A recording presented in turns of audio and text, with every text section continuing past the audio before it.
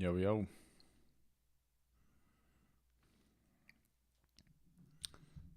So, currently, we are trying to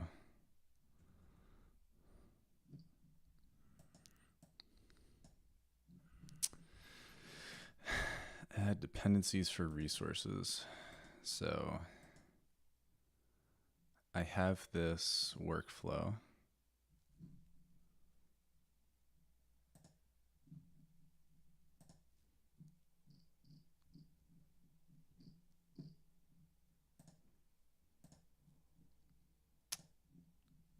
And, okay, workflow, we're going through our resources. I need to add dependency. So I need to look up what resource. This was,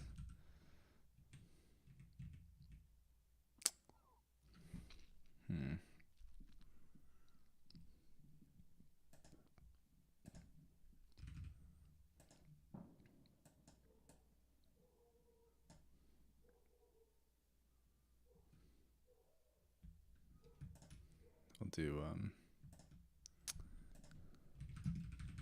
dependency IDs, which is that.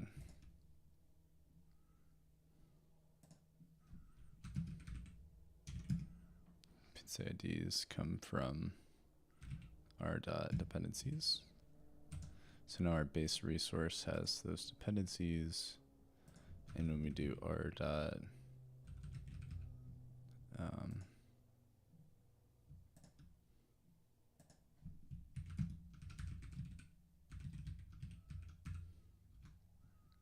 okay, we'll just add that.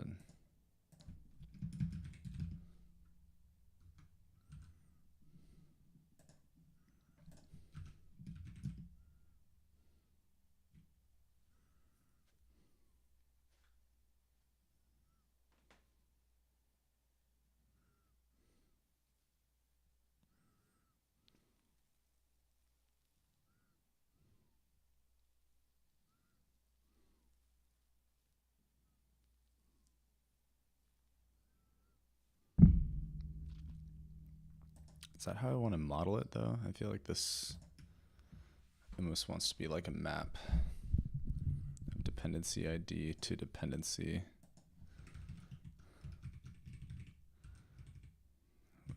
Let's see what that looks like.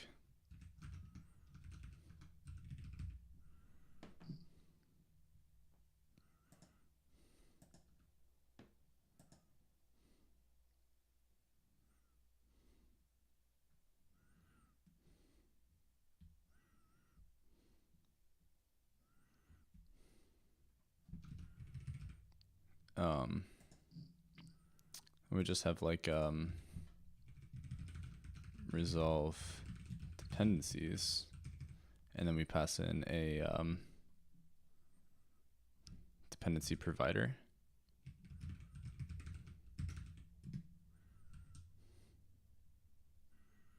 And then this could throw an error, so we don't need that anymore.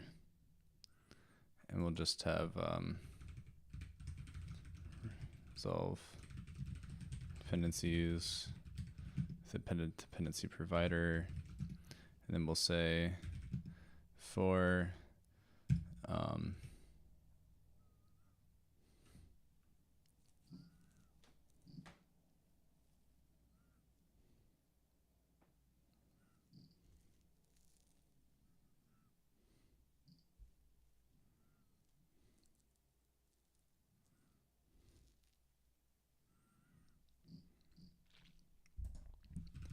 if we did this might be questionable.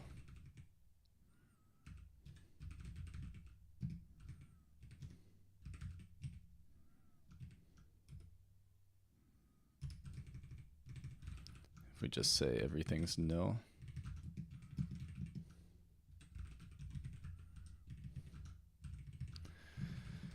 Is this to sketch?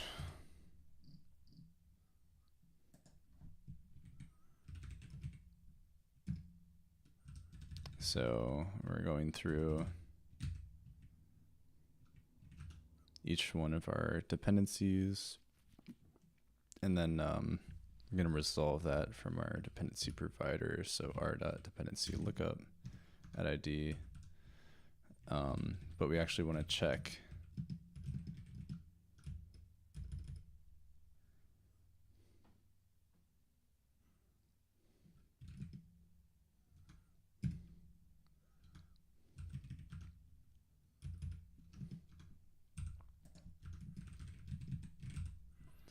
okay.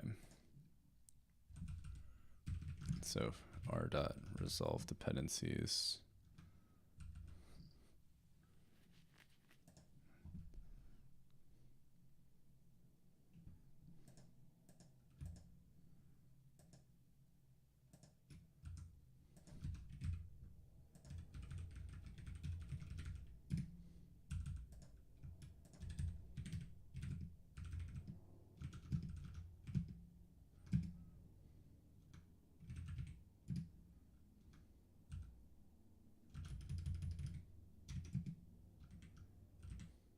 Okay, so we try to resolve the dependencies.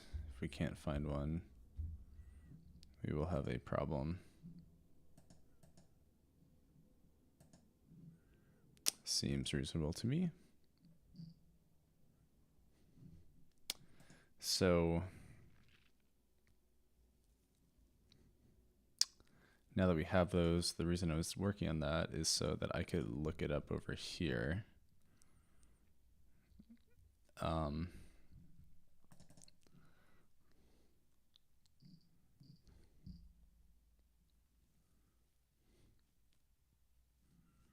So the question is, how do I could just iterate. We'll just kind of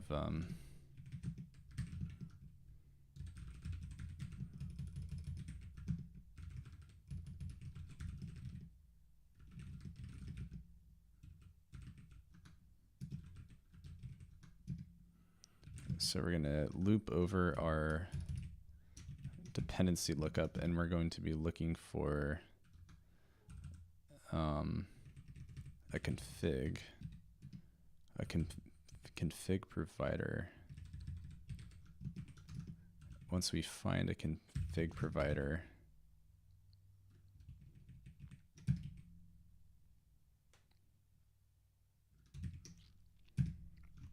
we're going to get OpenAI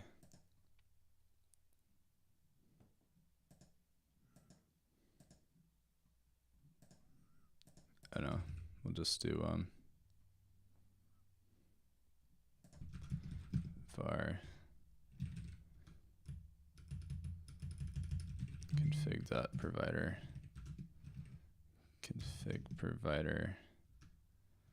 t.config if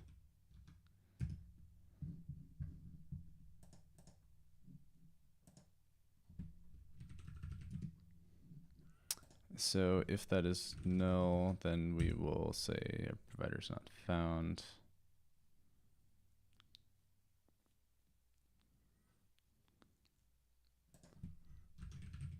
Let's also wrap that, sure. So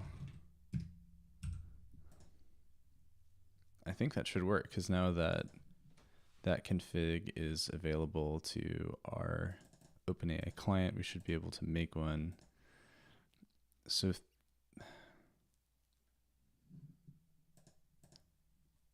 for sure we're going to get an error. Config provider not found because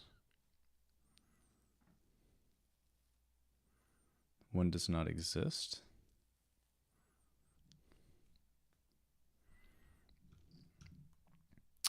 Oh, because we need to configure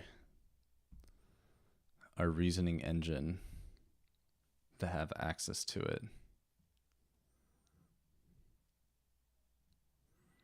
So we need OpenAI, we need to hook that up. So we need to add, need like an add dependency.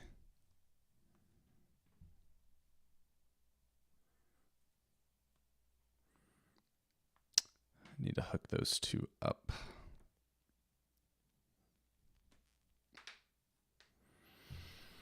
There's something we could do here, though, where you connect, and I've been thinking about it before. You can connect resources together in the same way you can connect nodes, so that you can declare like the dependency of one to another. So what is the simplest way to do that?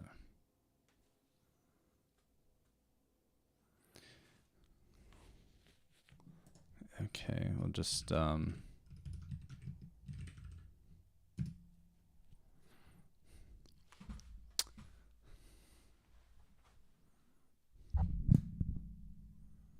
we have an update update resource would be a nice thing to have.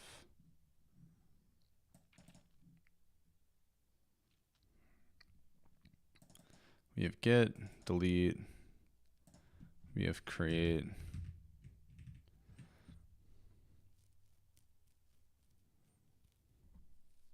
Really need an update so that we can add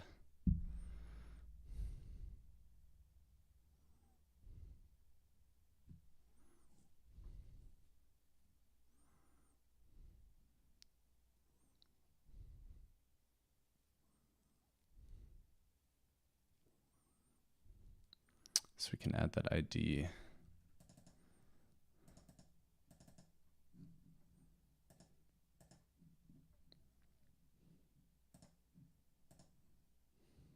Hello. What's up, man? Nothing much. So here's my idea.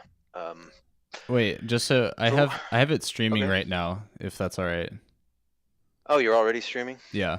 Yeah, I just switched over to this audio. Oh, okay, cool. Yeah, I just wanted to let you know I'm gonna go for a walk and get some much needed exercise. Nice. I've not gotten Yeah, to so that today, and I feel it. Yeah, well, same for me. Yeah. And that was the other thing I was gonna say is like, I might steer away from like discussing anything heavily tech oriented because That's fine. I've been doing that all day. So, but yeah. So did I interrupt anything that was already being discussed? What was going on? No, I'm just writing some code. Actually, I'm pretty happy with the progress that I've been making because that I started laying the groundwork for that thing that we were talking about, where you have like, so right now you can add two nodes that have like a prompt defined, and like the prompt is like something like you're an idea generator, generate one idea for an application that someone could develop. So that's like one node, and then that feeds into like an elaborate prompt to like elaborate on that. So that's like a proof of concept for that idea of like expanding the iterative thing. Yeah. So I've been working on getting that Cool. working. Nice. Yeah, I saw you had posted a screenshot to the Lunasec server of the little chat thing in the corner. Yeah. So that's cool that you've already made some more significant progress on getting that to be useful. Yeah, I'm trying to figure out like again, just like what is it that people are. I'm thinking it's like it's less of, I'm trying to build something less of what someone would find interesting and more of just something that someone could like simply understand, because it feels like my brain has been running away with this, and making like even just like explaining a sentence like to someone about like what I'm trying to build is really quite challenging. So trying to even just, yeah, I mean it took me a number of conversations with you to actually kind of see your vision for ProtoFlow. Yeah. So I'm hoping which I think is still somewhat nebulous. I know. But that's why I'm hoping to get like some more concrete stuff going, like the AI route, and like morphing that AI stuff into what I've been building. Because once people make those connections, like I'm hoping that will open up a world of ideas for them. So what is your ideal like user? You know, like I mean, of course, I understand you want to have this be a platform for everyone, right. but Who's the like, user? who is your ideal user? Your ideal user. I Yeah. think my ideal user is the manager who has become a manager because they want to like scale up their effort, but they really kind of miss programming, even if it was just like writing scripts. And giving someone like them the ability to write code that makes their life like 1% easier is like my dream, because I'm imagining it's just like, right, maybe back in the day they were hackers, right? They were like throwing some code together, making stuff happen, but now they're just at the grinding halt of bureaucracy. And if they have like a few minutes in between a meeting, it would be so cool if they could just like have an idea and just like start hacking on that. And if you work at the scale of a company, actually being able to write stuff like that is really difficult, because it's like, where do you run it? Like if it's not your laptop, and then if it's on your laptop, what weird auth things does your company have set up that make an otherwise trivial task 10 times harder? So I think about the immense creative energy that managers, good managers, possess, that they just want to channel and they can't for whatever reason. Yeah. Okay. That's interesting. That's actually not the answer that I was expecting. Yeah. But I don't care about engineers, because engineers are going to build like like what I'm building. Like they're going to make the thing that goes. That's their whole job. That's their whole purpose. I would like to show engineers good ideas. Like that would be my hope. And maybe they'll use the platform, but engineers are always the most cynical, and they probably would look at something like this, see like a GUI, and just like turn their nose away. It's like, this is not programming. So I care more about the people that are like programming adjacent, or people that are capable of programming but don't necessarily have the time and bandwidth to make that happen. And yeah. I'm just interested in that, because there's so many people. There's so many people that are like have that mindset but don't have the tools. That's really, that was the entire impetus behind the whole low code business Right. process management automation thing, you know, when it really started to blow up in the early 2000s and really didn't go as far as everyone thought it would. Yeah. So that's interesting. And I mean, this is probably like, I think the third time that I have seen low code, you know, it ebbs and flows. You know, you get these big hype waves that come through, Yeah. and then it subsides. You know, I think that the differentiator this time is the incorporation of generative AI Yeah. into that. And I think it's an idea whose time has finally come. I would where, like to think so. Absolutely. I mean, maybe we're wrong, but you know, I can't think of a better reason to think that this time will take hold, because I don't see any other technology besides these generative models that can really take, because you know, the thing was with these low code solutions, you know, the selling point was you don't have to be an engineer, right? Right. You can be the managerial type and hack out some useful application for your company without having to sit down and, you know, code and debug.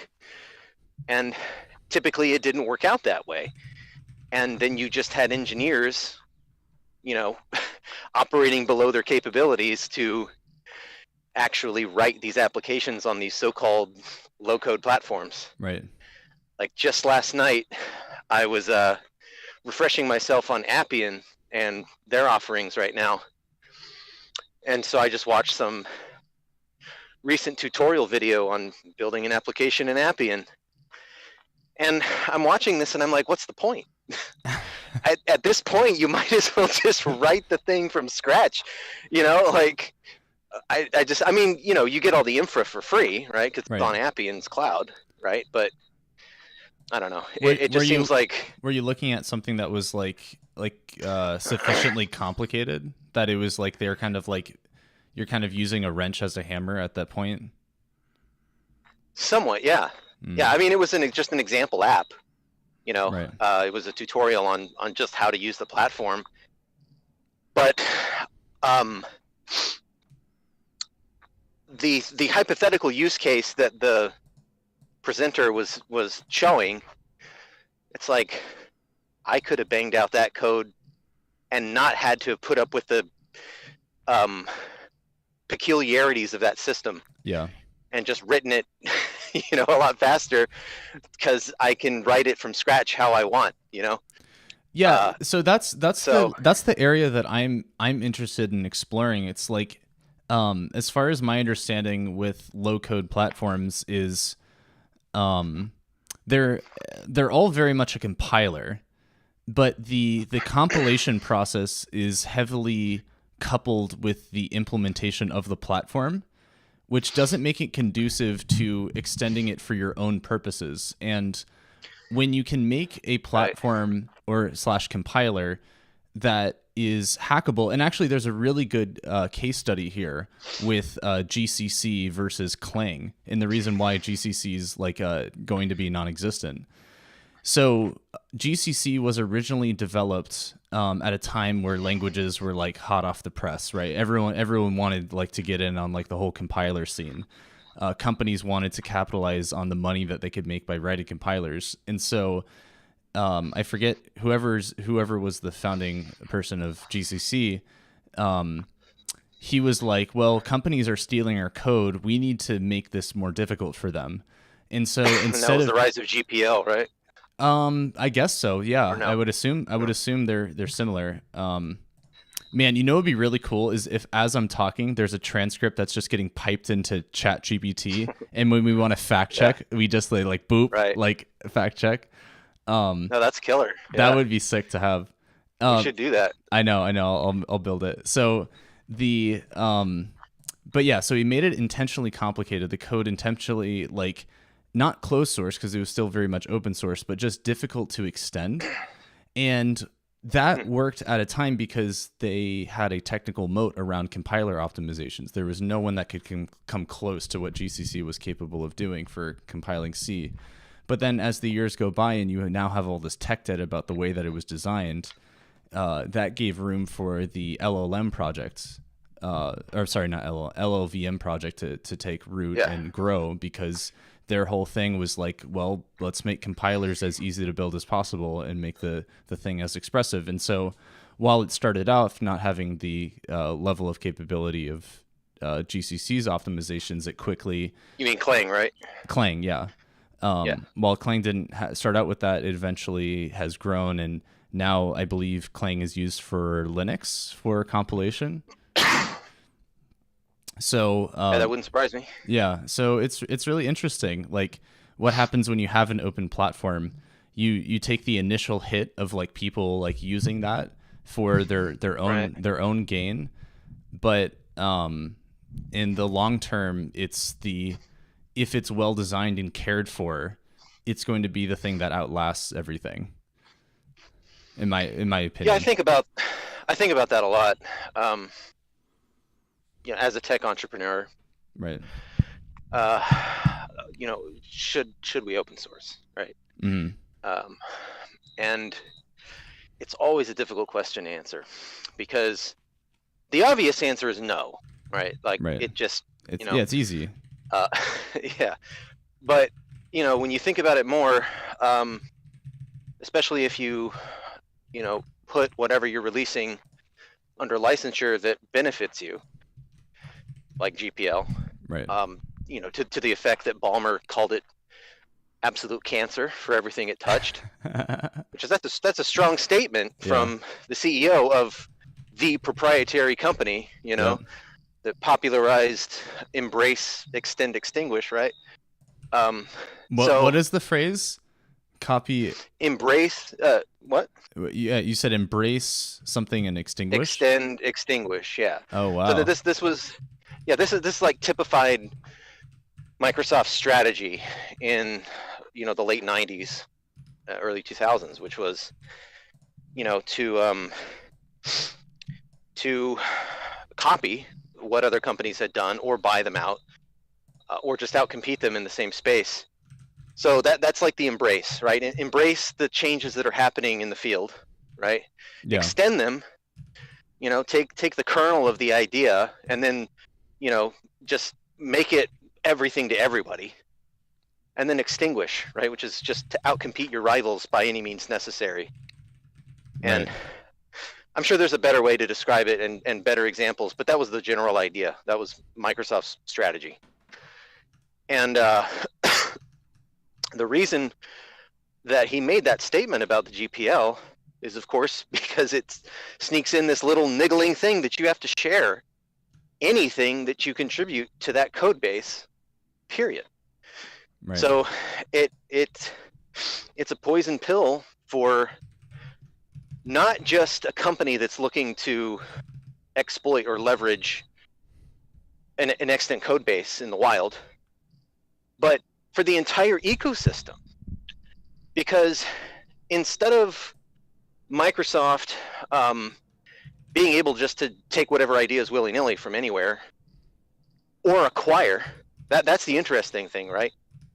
Mm-hmm. Is Microsoft did a lot of acquisitions, but if they're acquiring a company who has a GPL code base, what the fuck do they do? Mm. You know, like now they have this code base that has to either be rewritten from scratch, or Microsoft has to publish open source code, which is antithetical to their business model. But they capitulated eventually, right? They embraced open source. .NET, the whole platform got open sourced. You know,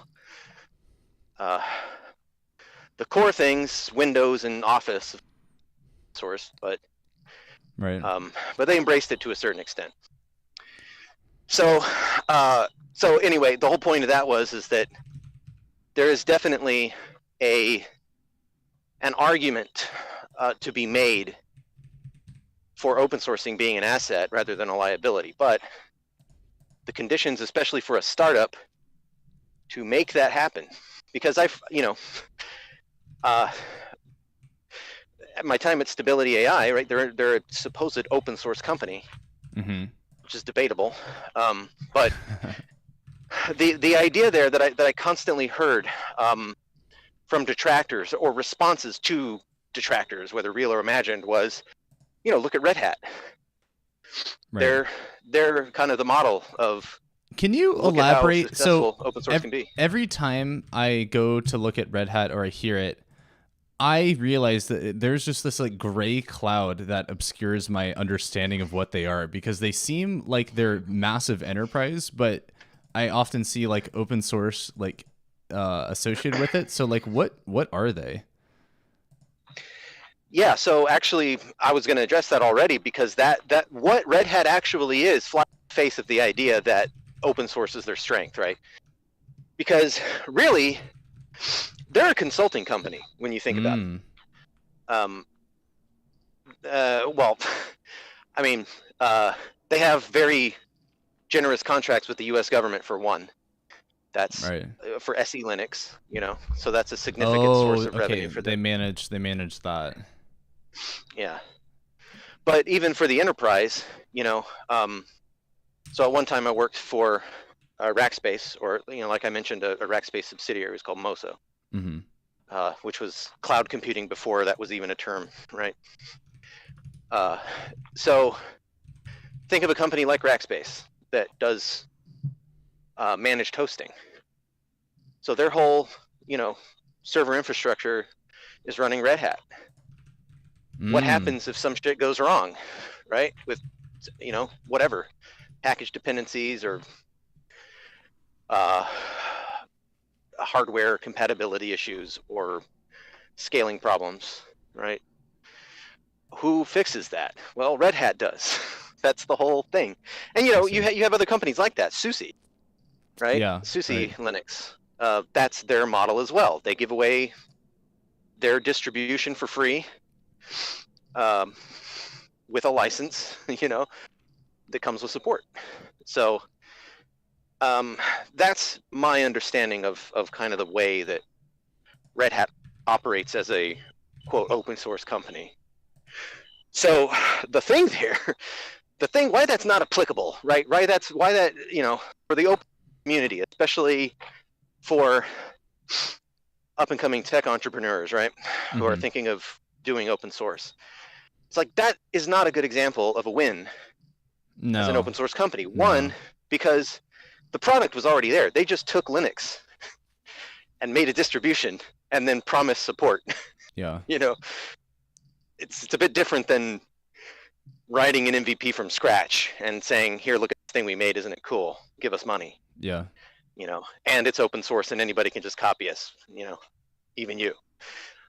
So, you know, when you look at it that way, I guess the whole point of me bringing up Red Hat is that a counterpoint to that is that there aren't a lot of startups that succeeded as open source companies. And in my time doing BPM consulting, I saw a number of those companies come and go. They either just went defunct outright or they were acquired, which is, I guess, a good thing, being acquired as an open source company. However, you know, I don't know their valuation. I don't know what bought out at. You know, it could have been bargain basement for all we know. So, you know, it's just, I'm not even making a point anymore. I'm just kind of saying it's difficult to really make a determination as a tech entrepreneur, should I open source? There really doesn't seem to be a clear answer. There's a lot of like cons, right? There's a lot of like the just, you know, right on the surface, obvious answer that that's a bad idea because people can just take everything that you're working on and copy you and maybe even do it better. Maybe they have more resources than you, you know, maybe they have better connections than you do. So they take your code and do something interesting with it, and now they're getting all of this investment where it was your idea to begin with, to a certain extent or whatever. Right? Well, I find it interesting. There's a whole collection of licenses that people have gone, because like the whole Elasticsearch and Amazon thing has been like pretty well studied. And so like there's like a BSL license, which is what we had licensed our code for Lunasec, where it's open source, or the license, I think we had a custom one where it's like BSL, so it's like you could not build a company off of the code as it's provided, but in 3 years it becomes like MIT or Apache too. So I find that really interesting, because it's like it kind of like it scares away the people that would try to exploit you enough. Scares away the Microsofts. Yeah, right? Scares away the Steve people Ballmer, with lawyers. Right? Any company that has a lawyer and asking questions about, can I use this code, which is like any sufficiently profitable business, like they're going to be scared off from saying and agreeing to like building on that. Theoretically. And but what I like about it is the fact that you can kind of like change the code over time, where it's like 3 years from now, like that code that we wrote as it's committed on GitHub could just be like then freely accessible. Because it's like once you if you're not executing on your vision in 3 years, it's like it should just be kind of be up for you know, which is interesting, because that was the original intent of copyright to begin with. The entire, you know, this whole thing with copyright being like 80 years plus however many years after the death of the author for the estate, right? That's insanity, right? If I recall, the original copyright protection in the U.S. was 5 years. Check me on that, ChatGPT. Oh yeah. But you know, I want to go a different direction in that. You know, the idea. First off, totally with you on that type of a license. 14 years. In fact, 14 was the original one. The original, okay. Yeah. Well, much better than 80, right? Yeah. But yeah. So that licensure idea, I came up with that independently, trying to think of how I would, because I didn't like GPL for a number, and that was one of the things I arrived at was MITing my code after a certain amount of time. Here's the problem. This is why I decided that was probably not smart. We're in an age now and rapidly approaching a situation where these models, these LLMs or code models, or even agentic type models of the RL type or whatever, can look at a code base and refactor it to a totally different language in a way that obfuscates that it was ever anybody else's code. Yeah, I don't understand how on earth anyone's going to like litigate this space. No, it's the end. It's over. That's what I'm saying, is that's the end license terms. Right? It just doesn't fucking matter anymore. It forces everyone to reconsider like what intellectual property is. Yeah, well, yes, absolutely, because even in the case that it's closed source, it can be decompiled and reverse engineered and refactored trivially. Now, I'm not going to say that something as big as an operating system like Windows could be refactored trivially with these models right now. That is not the case. Right. But if you're talking about, just applications, yes, they can. And the scary thing is, and I think I hinted on this before with you, or maybe I didn't, I can't recall, but the thing is that reverse engineering is rapidly going to become merely describing the application that you want to copy, in plain language. You're saying reverse engineering or like building a new one?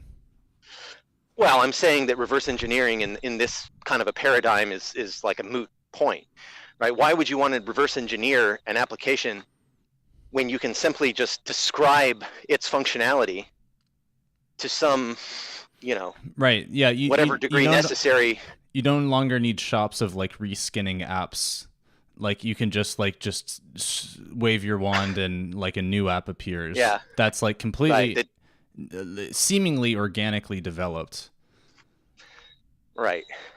And again, I mean, this is early days, right? Yeah. So I'm not saying like, anybody listening, it's like, oh yeah, no, you can't just go out and just do that easily, right? But soon, very soon.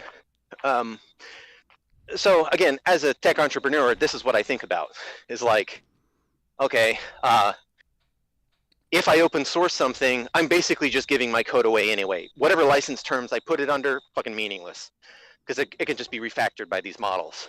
Right.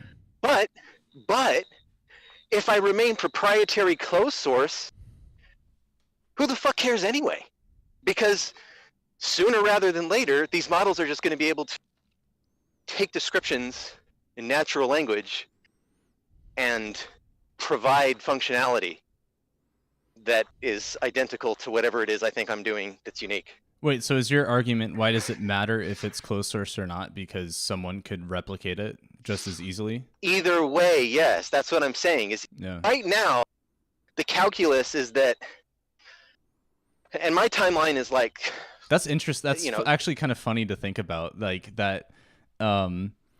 it suggesting that like private repos no longer really exist, because if someone wants to replicate your product, like they just start talking and then it starts coming out. Yeah. Wow. Yeah. So who wins? That's the question I'm trying to answer. I want to win. Who wins in this scenario? That's so kind of the inspiration of why I started like recording my development on Protoflow was to give a kind of like inscribe into the internet my certificate of authenticity of like I was developing this first. And so like correct, social capital. That was what I was going to say. Exactly. It's like I don't necessarily care about this idea making me money, but the fact that I am thinking about the idea and working and documenting and proving my value, like makes my time every time I stream and get closer to whatever I believe the future is, if that indeed is what the future is, that's adding value to what my time is worth.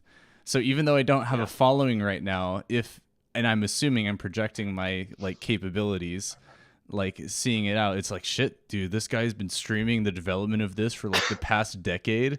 Like he's OG, like he must be so valuable. And then it's just perceived value.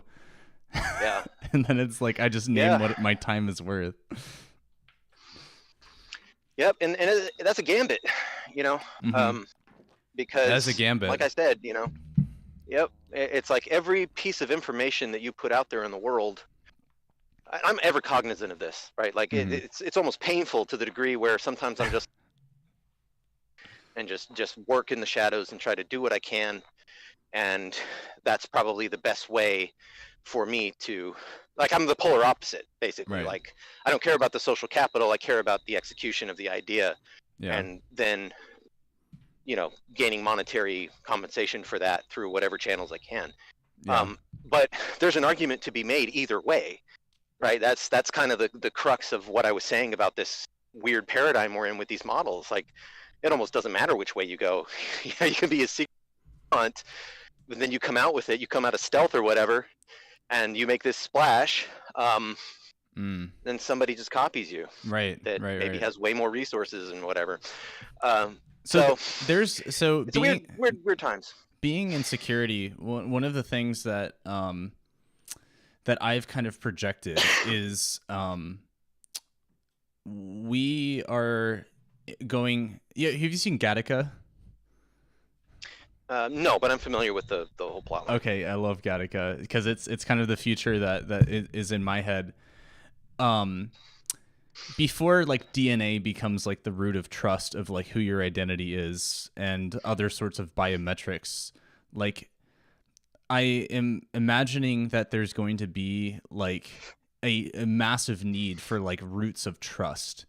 And when I think about who's in the best position to provide that, it's like phone manufacturers and specifically Apple. Apple has spent a lot of time securing iOS and getting it to the point where it's like really financially infeasible for anyone to really hack it unless like you are trying to launch an attack on like some like specific person, like and do something entirely like very tactical. And it's very much made a name for itself in terms of it being a secure device. And from that, yeah, I mean, famously, the FBI had one, and they apparently couldn't hack it, and yeah, my Apple God, refused and all that. Yeah. How much do you know about that like whole thing? That's about the extent of it. Because maybe a little. I've gotten into debates with FBI agents about it because like at that time that was happening. Well, I know one of the arguments is that the FBI didn't want to burn some of the 0 days they had on it because it was a low level offender, right? And that the anything that they used to crack the phone would be subpoenaed as evidence in a trial, and so they didn't want to do that. And it ended up becoming a landmark case as a result. And it cast a really important question out there of should there is ludicrous. Should there be backdoors and encryption? And it's like hearing that statement as someone in security, let alone just knowing how programs work. It was like insane to have conversations with people. And the arguments that I was hearing was like, well, I have nothing to hide. Why should I care? And then I'm like, so what you're saying is you should not have locks on your house and the government should mandate that to be the case because you're never doing anything illegal. They should be able to come in and do it. And it's really interesting because for people with privilege that don't have to deal with police brutality or any other sort of like unintentional run-ins with the law, they don't consider the fact that we are very easily or already in like a police state. And so it's really interesting to have conversations with people that have not been exposed to that concern because the U.S. and the Constitution worked really hard for that not to be the case. But also that's the whole adage. You know, when they came for the communist, I didn't speak out because I wasn't a communist. It's really snowballs. Yeah, and so I'm considering like who are the roots of trust, because that is all tied in with so many things, and the fact that like we're still on like passwords and we've just kind of added more tech debt by like doing like 2-factor, and it's just like insane to me that there has not been anyone who has stepped up to really provide like a adequate level of security that is I don't know, just like something that's more well thought out. Like it just seems like people are like building on top of decrepit systems of trust. I think security is broken forever now. I don't think there's anything such thing as a secure system anymore. I firmly believe that what I have seen. I mean, you can make the from argument that there agentic never AI was. True. Because Absolutely. security is measured with like you have to consider like the attack surface and like the amount of time that it would take to execute an exploit. Like NIST has a really good framework for like how to actually consider like security, and very few people, like there's only a privileged few that really actually embrace that at like the size of a company. But it's time is really important when you consider it, because it's like theoretically anything can be hacked, right? We can even hack like physics. We can jailbreak reality. It's just a matter of time.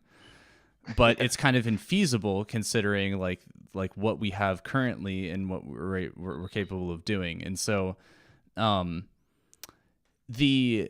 sort of for my forecast of like the things that are going to matter with security, and I think I might have already shared this before, but because things in Web 2.0, yeah, they're Swiss cheese. They're going to get hacked, and people are going to desperately move over to something else. And what they're going to move over to is like probably like AI systems that are capable of like fighting back, or I don't know, like there's going to be self-repairing like AI things, like, or AI firewalls. I don't know, like something crazy. But well, for me, it's kind of like you mix the reality of like Intel Management Engine existing, right? With, you know what that is, of course, right? No, I'm not familiar. Intel Management Engine, yeah. Intel, I'm not it's the familiar chip with that. backdoor. It's a hardware backdoor. Oh, like Intel the company.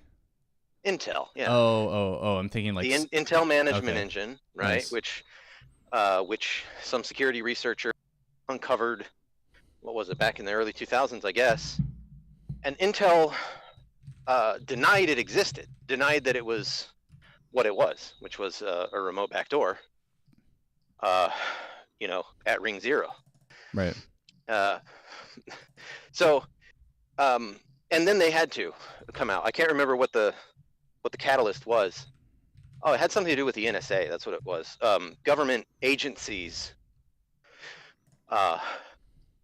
either it was the NSA or contractors with the NSA or something like that. Government agencies were like, we need this to be turned off because it's a security risk. And that's public information. And so Intel had to admit, oh yeah, okay. Yeah, we have this this hardware backdoor. You know, so like when you say, that's what I thought kind of you were gesturing towards when you said, you know, it's debatable whether or not we ever really did have security. Right. You know, certainly in the era of things like Intel Management Engine or the AMD equivalent or whatever, what does security mean? Nothing, unless you're air gapped.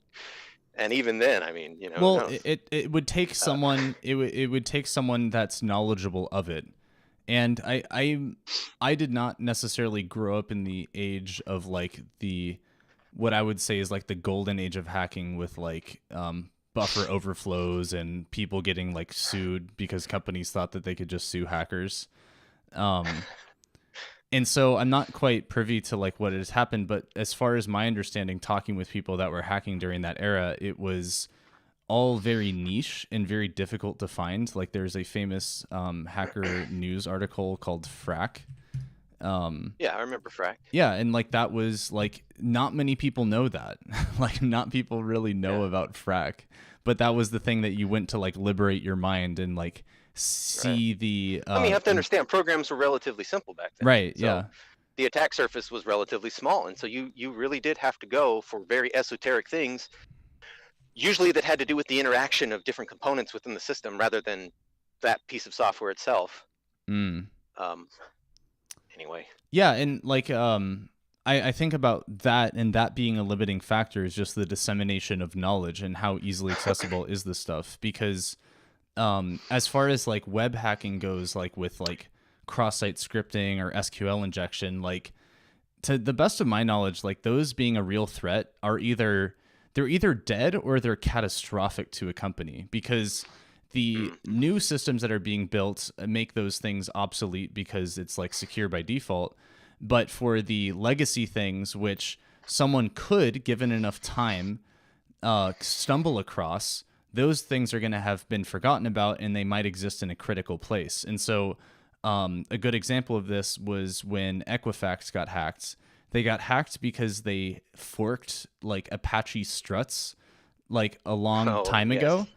And because of that, there was a vulnerability that had not been patched because it was forked code. And then that's how they got hacked. And so that was what you could say stale or neglected code. And as a result, that was critical infrastructure. So I don't know. Ouch. Yeah, it's security is always really fascinating, and very, very few people have a mature take on it. Like it all kind of seems like very much like you're either like a savant or you're someone that's been in there for a long time and you've built your castle. And there's the people in between that are really trying to fight for like the security design that needs to happen, really doing security engineering. Like they're an outspoken few, and oftentimes if they don't work for big tech, they're not going to get their idea funded to come into existence. Yeah, I mean, I was once a wide-eyed dreamer, you know, really, really excited about computer security. You know, I had it all mapped out how I was become a RHC and then an RHCA, and then get my CISSP, and be like, you know, the dude that like secures fucking big enterprise mainframes and shit, right? Right. You know, this is when I was like 19, right? This is what I was thinking, 19, 20. Sorry for the noise in the background. I don't know if you can hear that. Some asshole on a fucking four-wheeler or something. Oh, it's fine. But anyway, yeah, and like I told you before, you know, when I really finally got a taste of corporate operations and the actual security theater that they promote, right. Like I was like, oh fuck this, right? I'm done. Like there's no way I will ever be in a position to have any liability for any part of this. It's because it's a joke. It is a joke, unfortunately. Yeah, but they really designed the sausage factory with all these certifications for security, and it's just they just pump out one after another, like people with these like lofty promises. They don't know anything. Yeah, we're breeding hackers over here, guys. We got hackers. They have lettered acronyms. They wear suits. Yeah. Well, you know, I always laughed. I literally laughed, right? When I would hear, you know, the white hat hacker certification, right? Yeah. It's like, of all the fucking things, like, no. I'm hacking for the good guys. Look at I found this in the logs. Just the idea that there's like a certification track for that, you know, like sure, right. Guy, yeah, sure you know, right? Yeah. Like, come on. It's a joke. Yeah, there's like the actual people who you want to hire as your white hat hacker, your fucking pen tester. It's some fucking genius 16-year-old in fucking Russia, right? Yeah. That's who you want. You don't want some fucking corporate. Oh, I used to be a Six Sigma black belt, and now I'm a fucking security researcher. Now I've got my white hat thing. Like, come on now. Yeah. It is anyway. Funny. How familiar are you with like the bug bounty scene? No, you know, not very. So I have gotten to know a number of people that do like bug bounty professionally because Uber had like one of the largest bug bounty programs for a while. I don't know if it's still the case. So we were like responding to reports, and there were some fantastic researchers, and almost all of them were like just past high school. They were all super young, unsurprisingly. Yeah, same with the cracking scene. Like cracking scene. Yeah. Yeah, you know, like. And what I found amazing is just like these these people were making so much money, and also like on platforms like HackerOne or BugCrowd, they would fly these hackers to like come together, and they would bring like the big companies like that had big bug bounty programs and some of their engineers to come in. Like they would have like hackathons where they were like bring your bugs and also like collaborate with people. And going to these things, it was insane like how much collaboration was happening. And what I saw, or like what I've experienced through there, it's like this what feels like kind of like a healing in the trauma that has come from like the early 90s hacking scene, where people were very isolated and very cliquey, and they wanted to keep their exploits to themselves so that they could have a huge ego boost when they drop their zine of hacking someone with their fresh 0 day. And what's really cool with the bug bounty scene is that they don't really care about that. They care about they care about diligence and cleverness all the same, where it's like you're and they won't what will they do? They won't like request for things that they don't find to be interesting, like a stupid like cross-site scripting thing. They'll either like ignore it and not report it, or they will report it and just say like, oh, this is just an informational thing. I don't necessarily care about this because the payout's below me, but here you go. This is a problem. And so they very much care. Their ego is measured in points, I guess, on the system, where there's like a leaderboard and like the person who's like, like Kaggle. Yeah, exactly. And I find it kind of interesting. Like it's like a hot take on security of not just being like the loner hacker, but the kind of like collaborative environment, which your very friendly much next door hacker. Yeah, your friendly next door hacker. Yeah, but not like the Poindexter white hat hacker. Like you can't do that. You can't be that. Yeah, I think that actually kind of represents a shift. Well, I think that type of a scene represented a shift in corporate America perception, such that in the 90s, corporate software was very suit and tie all the way, and so these social misfits, these hacker types, they didn't fit into that. Right. And, having no common ground except for, Usenet or IRC to collaborate, it's difficult to be friendly with people over text alone, Yeah. It fosters a very cliquish environment. I've thought a lot about that, like how that is, absolutely. Being unable to have emotional connections with people because your stakes of if you say the wrong thing or misinterpret text, it like doesn't really matter because they're fictional online or I shouldn't say fictional. They're very much real, but it's like you can go and find someone else. You can go find your other like apathetic community that you can just like shit post I mean, in. pure text just lacks dimensionality. That's the problem, right? There's just so many dimensions missing that miscommunication is almost a guaranteed phenomenon in a purely text environment. I think that and this is a diversion, but even just being able to speak on voice, right? That dimension of hearing someone's voice is so informative on their mental state and their intention behind their speech. That anyway. But anyway, what I was going to get at is I think the reason why we have this kinder, gentler milieu for hackers these days is because of the change in acceptance in corporate America of the misfit type.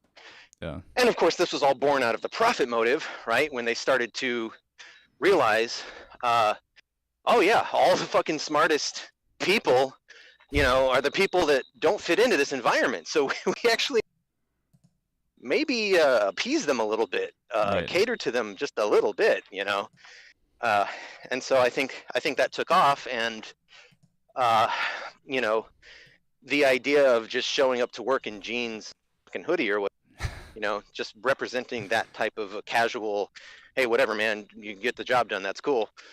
Kind of changed a little bit. Maybe I'm off base here, but that's kind of how I see it. Yeah.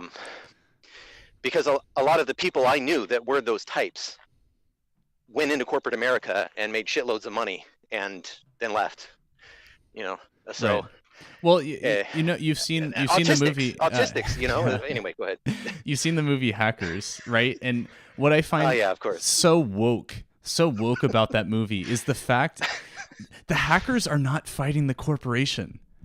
Like it's a movie from the 90s, and they're not fighting the man. They're fighting one of their own, a sellout hacker. A sellout, right? Yeah. So what is that saying? It's so insane, because the actual corporations, they're kind of portrayed as like they don't understand at all what's going on. They just think that the smart guy's like doing his thing, which he is. Yeah. And it's like such a testament, such a piece of art to the hacker mentality. And what I also find so fascinating about that movie is the soundtrack. It's like drum and bass. It's like super that's how I was melodic introduced to a lot of the bands I liked. Yeah. It's deep flow state music. It's the type of music that hackers would listen to. It's not like explosions, right? Big explosions. Like right. there was a hot girl, there was Angelina Jolie, but it's not like right. I guess there was a sex scene. So I mean, there is the appeal. There is the primal appeal, but like I like to think of it as like that, in my opinion, is like the quintessential hacker movie, where it's like this weird stuff, and it's like, even for me as someone that cares about technical details, my suspension of belief can be held, because it's like comical, and it like is embracing it, like release the rabbit. Yeah, that's like, what I was right. That's what I was gonna say. Is it's like, you know, it's very cheesy. People say that it doesn't hold up now because of that cheesiness. No, but you know, it was like that for the time, right? Like we accepted that part of it because you know, it's kind of tongue in cheek. You know what I mean? Also, if you look at Zoomer humor, oh my gosh, like that is directly that. Like the memes, the nonsense irony, meme. right? Yeah, it's like ironically stupid and doesn't mean anything. Yeah. But it's like it still has a coherent message that it's trying to say. Right. It's so great. And the rollerblades, I love the rollerblades everywhere. I was gonna say the same thing, right? That's one of the absurd things, like fucking rollerblading everywhere through the mall and what. Yeah. So long, but that was one of the things I remembered, because I was a rollerblader at that time too, you know. And I mean, I wouldn't call myself a hacker, but I coded, you know. Yeah. So you know, it appealed to so many things for me, and even then, it's like I would never rollerblade there, right? Like nobody does. Right. You know what I mean? But I really liked how they kind of touched on the freaking scene as well, because phone freaking I always found a bit before my time. They had already locked down those trunk systems, you know, before I came on the scene. Couldn't do a Captain Crunch whistle into the phone to get free calls. Right. Yeah. Yep. So they had a little bit of that in there, as I recall too, and as a nod to that part of the scene. So yeah, OG. You know, it was interesting because I just want to say about that movie is that it was almost like they actually cared enough. It seems to me, and I've never looked at the credits to actually verify this, but it seems to me they must have had some people in the scene consulting in some way, like, you know, because it's not out of touch. That's the crazy thing, is for a Hollywood movie who is like Hollywood is chronically out of touch with reality. Yeah. It actually had a little bit of a pulse on what was actually going on. But anyway. Oh, one notable technical consultant for the movie was Emmanuel Goldstein, the founder and hacker magazine, The Hacker Quarterly. Oh, well, there you go. He also has a role. They also have Penn Jillette, which is always so funny to me. Yeah. I've always been a fan of Penn and Teller. I love it. Have you seen Fool Us? Yeah, of course. Fool Us. So many people are sleeping on Fool Us, and all of their episodes are freely available on YouTube. I'm pretty sure, like, illegally, but like they haven't taken them down. It is, that show is, it's so great. Like, it's that that's the sort of thing that, and I guess it's like more of a trend now that they kind of have like not like a generic America's Got Talent, but like more specific talent shows that get to show off like the nuance of some specific field. Yeah. But I guess it's like mostly, what is it, singing? I guess no, they have like stuff like the Great British Baking Show, or like the sword one, like forging swords. I don't know. Have you? Oh, seen that? I haven't seen that. Yeah, they have That's a cool, sword though. one. Yeah, it's really neat. Tattoo. They have a tattoo one, which is pretty neat. They also have like a car one. Like people paint like cars and then they get judged on it. And what is really cool for that is, obviously these are art forms and it's subjective criteria, but a lot of these like off the beaten path sort of competition shows, they actually have people that are like experts in the field. And what I really, really appreciate about the shows is when they get into like reviewing and critiquing and give like really good feedback. Unlike America's Got Talent, where it's just like, right, Simon plays his role of like, oh, I thought that was completely ridiculous. And it's like, why? What didn't you see? What didn't you hear? Right. But when it's a generic talent show, it's like you're looking for that intangible thing that's like a subjective criteria where it's so abstract that it's like almost meaningless. Versus if you find these like niche competitions, it's like you can actually grade on some level of like criteria and rubric. And I think that's why shows like Shark Tank have gotten so popular, is like they give legitimate feedback. You can tell when someone's idea is shit, and they're not just going to say it's shit. They're saying it for like the specific reason. Like, you don't have any blank. Come back to us when you have blank. Yeah, I like that. I like that when there's like a rubric that people are applying to content. Yeah. Yeah, I haven't. I have to admit, I watch very, very, very little TV, but I'm familiar with all these shows, and I've seen random episodes of all of them, especially. You need to watch. You only need to watch one. To get caught up in most pop culture, you just need to watch like about like 10 minutes of like anything, maybe even like 5 minutes. Yeah. Right. Well, the Penn and Teller episode I remember, because I've seen a few of those. Mm-hmm. A Fool Us, and there was one in particular I caught. This is years ago. I don't remember what the illusion was or anything like that. But what I recall is that Penn and Teller, after the presentation, are like, so is it this? And the guy wouldn't admit it, right? Like, you could tell they knew exactly how the thing was done, and he was being really coy about it. And I just thought that was really funny. Did they call him out on it and like get him to like admit that they know? I can't remember. Okay.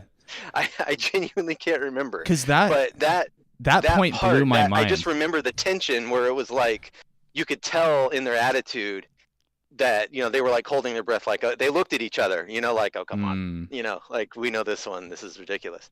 I don't remember how the rest of that went. I just remember that like probably 3 or 4 years ago. That's one thing that always fundamentally blew my mind. It took me a really long time to actually understand like how the show worked, because it was like, if this is magic and there's some way that this worked, but the only thing that they can really do is kind of like give like hints, cryptic hints and suggestions that, like, well, the way that it works is they have to tell. There's a panel of magician judges, right? That are they're part of the industry, so they're sworn to secrecy, whatever. And the people who go on the show to demo the magic, they have to show this panel of judges how the trick works. Interesting. So Penn and Teller always. Yeah, so Penn and Teller always have a way to verify whether or not what the illusionist is saying is true. Oh, I see. Yeah. That's interesting. That is a fantastic show. And yeah, it's so cool. It's seeing like that community, but like kind of glimpses into like what that community is. Like, cuz if someone watching that show wanted to, like, every time like Penn and Teller, or I guess just Penn, is is explaining like those little hints. They can use that as like a thread to like pull and go find a book or go find a website where someone's like explaining or talking about that, like that specific illusion. Yeah. And I was never into magic enough to go and like find out that content, but it was like interesting because I always remembered being like, oh, if I was interested in this, I would just go research those people, and maybe I could break into this thing. Yeah, man. No, some of those tricks you won't find anything on the internet. I've looked. Like Oh, you've looked. the ones that I. Oh yeah, Oh. yeah. I like magic a lot. Yeah. And my best friend is into magic. Oh shit, that's And sick. you know, he. I mean, look, the the real secret of magic is it's all about, right? Meaning that the people who come up with these tricks, the ones who are real geniuses that come up with these devices and stuff, they Mhm. typically aren't performers. So they sell these kits to performers. You know, so when you see a performer like David Blaine, for example, Right. right? How much of David Blaine's repertoire is actually his invention? Probably not a lot, right? He probably buys from these, you know, really well-known, brilliant device specialists. Ghost you know? writers for magic tricks. Right, exactly. Wow. For magic, yeah. I had never even considered that, but that makes complete sense. The studio artist. Yeah. So when you understand that dynamic, it starts to become clearer why it is so fucking impossible to find information on a lot of these, because it's all contractual. You know, it's like the guy who invented it sells it with this contractual obligation of non-disclosure to X people, you know, and you know, they're not going to leak their fucking secrets, you know, Right. because the illusions I really like are the like pass-through illusions where, you know, you've got like some sealed container and you put a coin through a jar, and, you know, those kinds of things. Yeah. And some of them I can't wrap my head around, and I can't find any information online about how they potentially work. And that's what I find so fascinating about magic, is the enigma and trying to figure out, like, knowing that it's an illusion, right? Right. How does that device work? Yeah. You know, because it's one of two things. It's either a mechanical trick or it's some sort of legerdemain, right? Sleight of hand, or a combination of both. And so watching these illusions, understanding the limits of legerdemain, it just stretches my imagination how it works. And I just reach this point. It's like, I have no fucking clue. I have no idea. Right. And what I always appreciate too about magic is the fact that they have the performance adds so much to the magic, and it's sometimes critical, because if you have like a dirty part of your trick where you're like exposing possibly what you're doing, you need to be like engaging as an entertainer as to distract from what that might be showing. And it's so cool. Like there's like the cheesy showmanship, but like I like the people that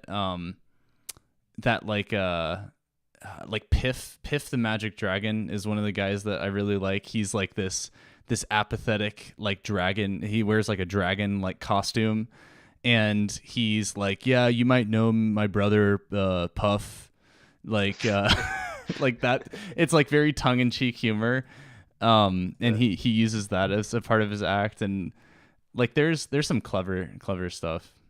So cool. Yeah, I love magic. Yeah, I one of the areas of magic that I really liked was just misdirection, right? So like the classic is you've got somebody in front of you, got a mark in front of you, right? And you're just kind of like just constantly misdirecting them.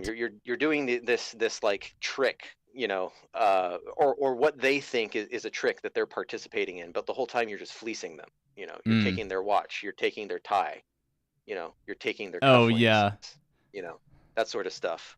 And at the end of it, right, it's like you just show them everything, you know, their glasses even. Like that really tripped me out, was seemingly how somebody could defraud a gentleman of his glasses immediately.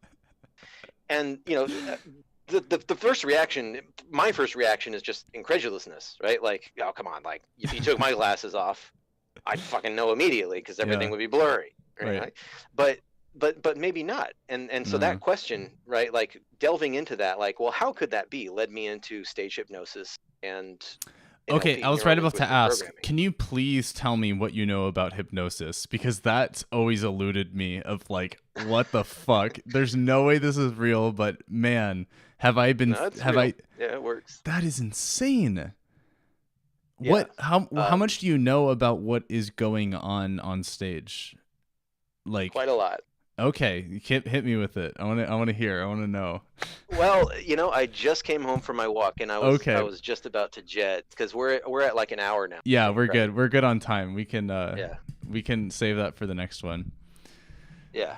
That's Sounds good. sick. I'm excited. I'm excited to hear about that. Okay. Yeah, sounds good, man. All right. Well, it's been fun. All right, dude. I I'll look catch you forward later. to yeah, uh let's see it. What do I We'll figure out spend? some topics. I like the idea of having like some topics of discussion to Oh guide yeah, I was gonna ask, some ideas. do you wanna edit this at all? Or do you just wanna I just mean, publish this and that's it? it's already published. It's live. Like we Right. can chop. What I really want is like a better system because YouTube kind of sucks. Twitch is a little better of like clipping stuff, clipping videos. Um, because it's like there's interesting things that can be like engaging in themselves, like some like train of Yeah. thought. Um, so maybe just going Yeah. through and if there's anything that's interesting. What I've been trying to do is leave like the bookmarks for YouTube, like putting in the comments or the description, like Right. the timestamps. Um, Yeah. but yeah, I don't Yeah, know. I could see doing like a condensed, abridged version of this Yeah, hour into like half an hour, yeah. just for like the key points. And I would love to have that. Like, I need to have a POC of that as an AI process, like AI Yeah, FFmpeg, like chop it up, re-upload it, that'd be sick. even if it's just All like right, dude. nonsense. All right, Yeah. I'll catch All you right, man. later. I'll catch you later. All right.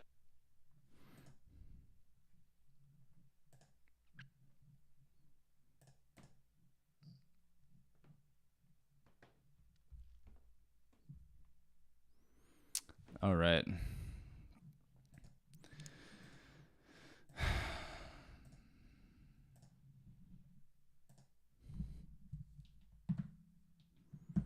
So we have this thing, and I was going to add something here. The thing that lets you connect resources to each other so that you can have dependencies. So, in order to make that happen, what do we need?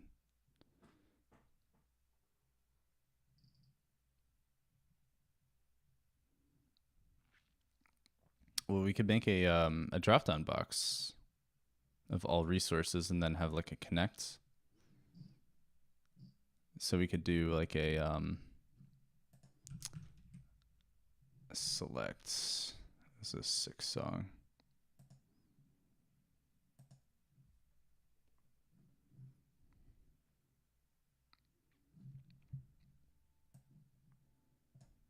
Whoops.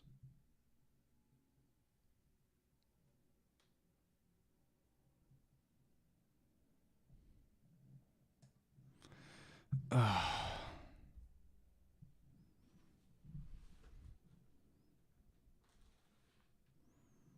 right.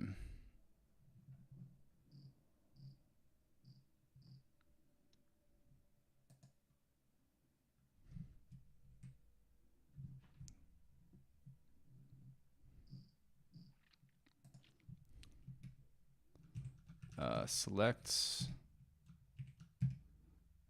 Um,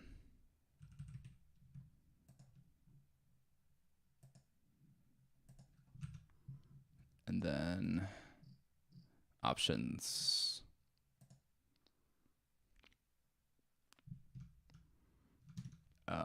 Resources dot map. Come on. Ooh.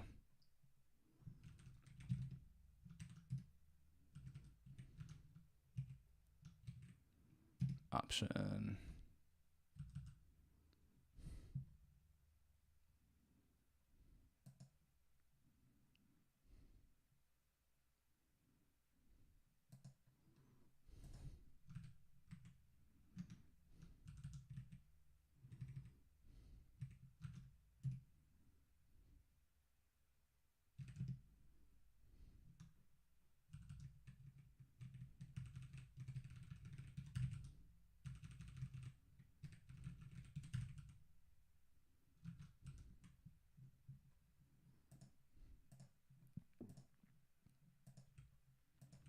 Oh.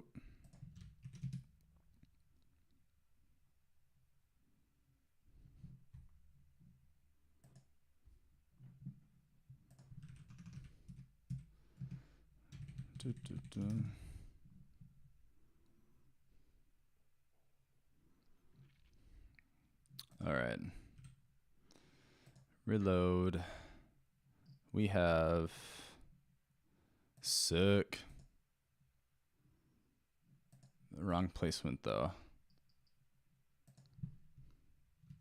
We want this before the new nodes. And then we'll toss on a thing here.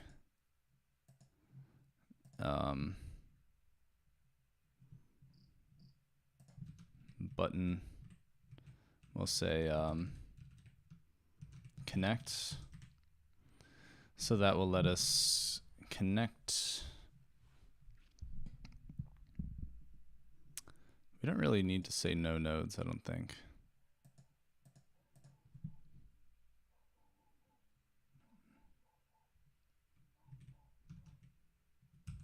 Maybe we need it.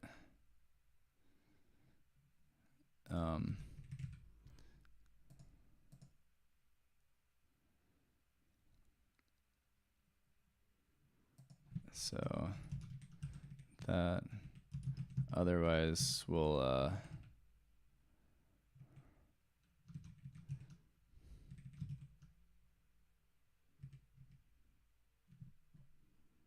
doesn't like that.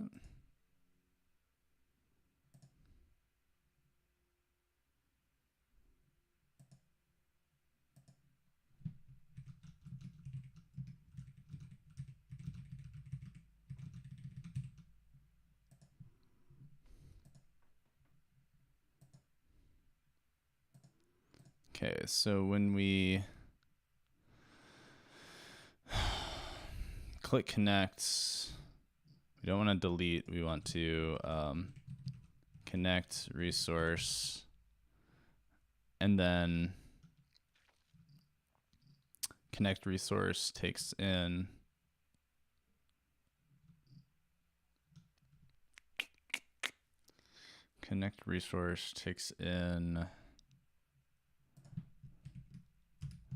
on change.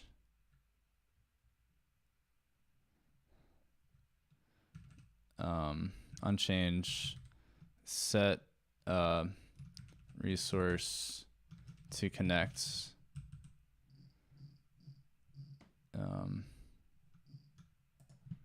Yeah, we're hacking right now. We hacking. This is a string, I believe.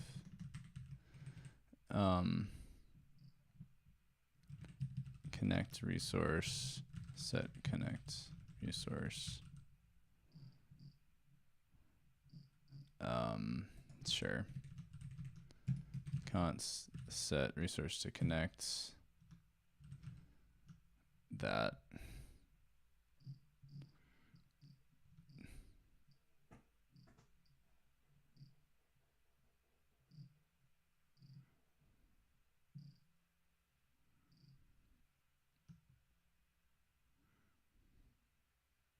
This is for sure going to have bugs, but I don't care right now. Connect resource. And that has a resource ID, which is a string. Connect resource. Why do you got a problem? string. Uh-oh.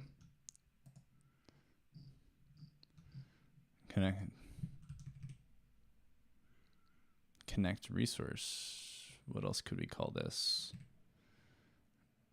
Perform connect resource.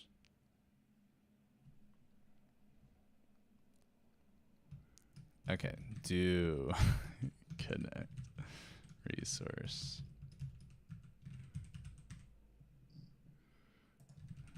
Do connect resource. That has a resource ID. And then we're gonna say project service dot. Man, I love it how like in JavaScript you have to like go, or in TypeScript you have to like go to the file that has the type so that IntelliJ knows that I want that.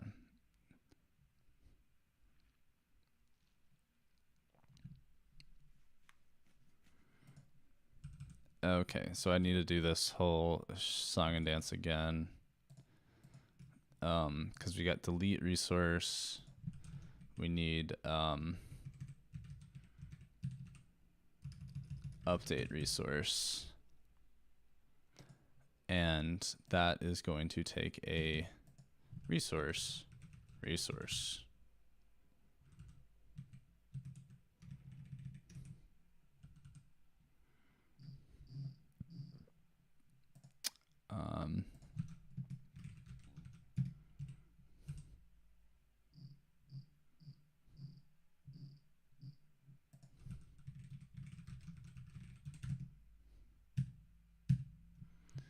Okay, we gotta create it. It's probably gonna be similar to this. Update resource. Project.update resource. And except say resource.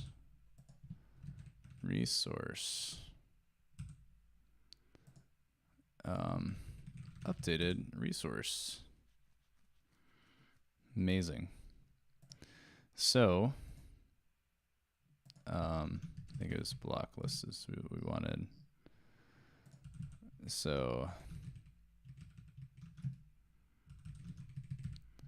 actually we could just call it directly update resource, and then that's just update resource. Nope, we want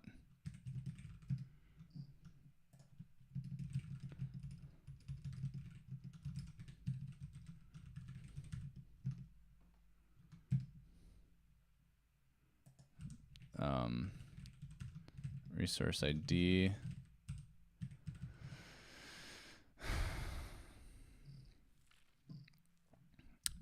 So actually we want a whole resource there. And then what we're going to say is resource dot dependencies is equal to dot, or just dot push connect resource. So now we've updated that, and then we're going to await an updating. So theoretically, we've implemented it, but let's see if we actually have. So what we want to have happen is OpenAI, we want to connect the config, bada bing, bada boom. So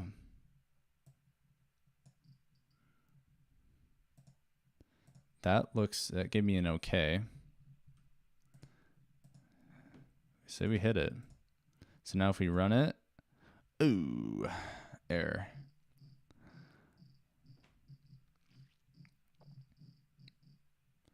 Assignment to nil. Yep, of course, we know all about that one.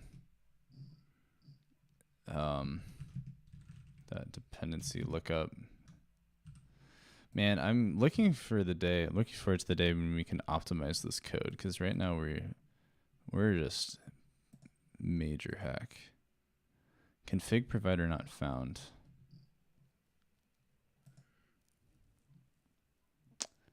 So my question is,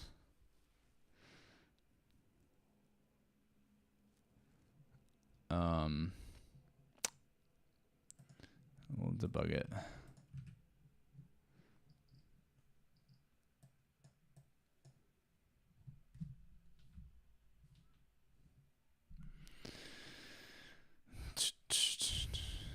All right. Okay, so we're dependency lookup. What do we got? What do we got? Base resource, dependency lookup. We do have the dependency in there, and that is a config provider. So kill. Config provider is no. Oh, did we never create it? We never create it. Oh, ooh.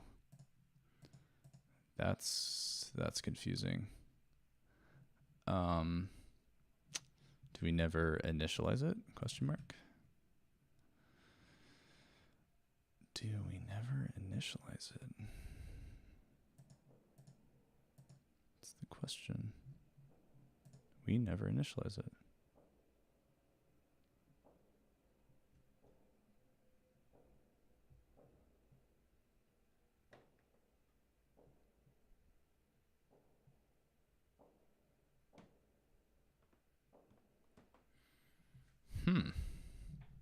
Quite interesting.